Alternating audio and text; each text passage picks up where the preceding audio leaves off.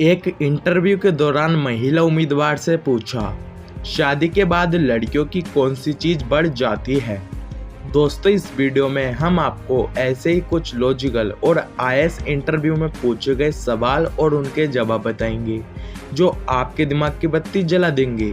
तो चलिए दोस्तों, वीडियो को शुरू करते हैं। लेकिन उससे पहले आप इस चैनल पर नए हैं तो चैनल को सब्सक्राइब कर बेल आइकन को दबा दीजिए, जिससे आप हमारी आने वाली वीडियो सबसे पहले देख पाएं।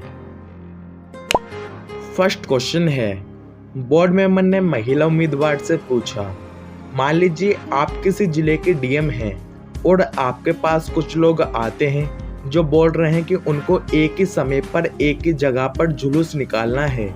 उनमें से एक हिंदू समुदाय से हैं और दूसरे मुस्लिम समुदाय से हैं। अगर उन्होंने जुलूस निकाला तो 100% दंगे फसाद होने की संभावना है। ऐसे सिचुएशन में आप क्या करोगे?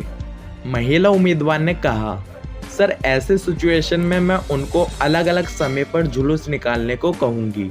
अगर वे नहीं मानते हैं तो मैं उन्हें साफ मना कर दूंगी कि उन्हें जुलूस निकालने की परमिशन नहीं मिलेगी। इस पर बोर्ड मेंबर ने काउंटर क्वेश्चन करते हुए कहा, मान लीजिए आपका जो सीनियर अधिकारी है वो कहता है कि आप एक विशेष धर्म वाले व्यक्ति को जुलूस निकालने की परमिशन दे दीजिए, अब आप क्या करेंगी? उम्मीदवार ने जवाब देते हुए कहा, सर अगर ऐसा होता है तो मैं उनसे रिटर्न में ये लिखवा कर लूँगी कि जुलूस के कारण कोई दंगा फसाद होता है तो उनकी जिम्मेदारी उन्हीं की होगी।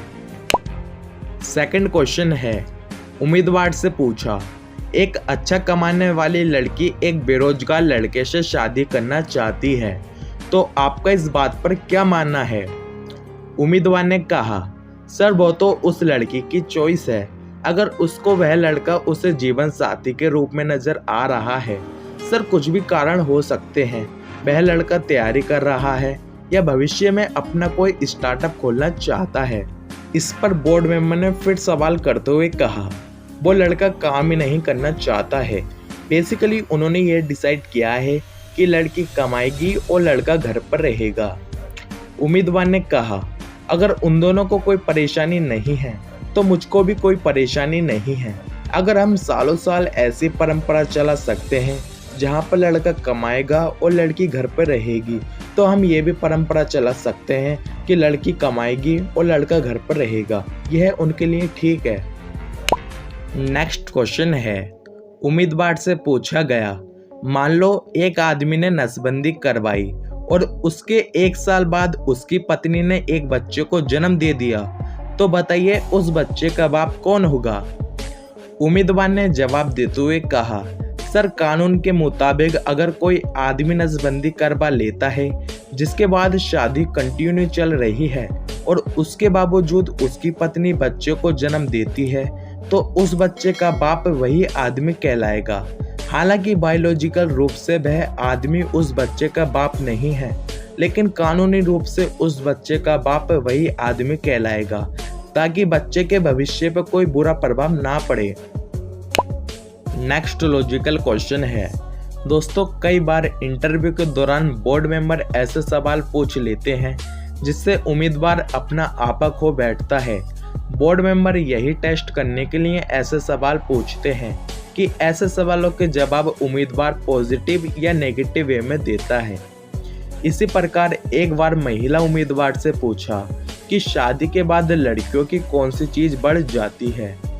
इस पर उम्मीदवार ने कुछ देर सोचने के बाद सही जवाब देते हुए कहा, सर जिम्मेदारी, जो कि शादी के बाद लड़कियों की बढ़ जाती है। दोस्तों, इस वीडियो का फाइनल क्वेश्चन है, यूपीएससी का फाइनल इंटरव्यू देने गए एक उम्मीदवार से पूछा, आत्मरक्षा के अलावा ऐसी कौन सी 3 स्थितियां हो सकती हैं जिसमें कि आप किसी का मर्डर कर सकते हैं? अगर दोस्तों आपको वीडियो पसंद आ रही है तो वीडियो को एक लाइक प्लीज कर दीजिए।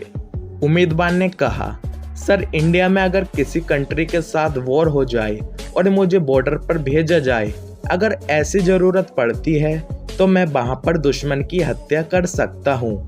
फिर उम्मीदवार ने थोड़ी देर सोचने के बाद कहा, सर इसके अलावा मैं नहीं सोच सकता कि मैं किसी की हत्या कर सकता हूँ।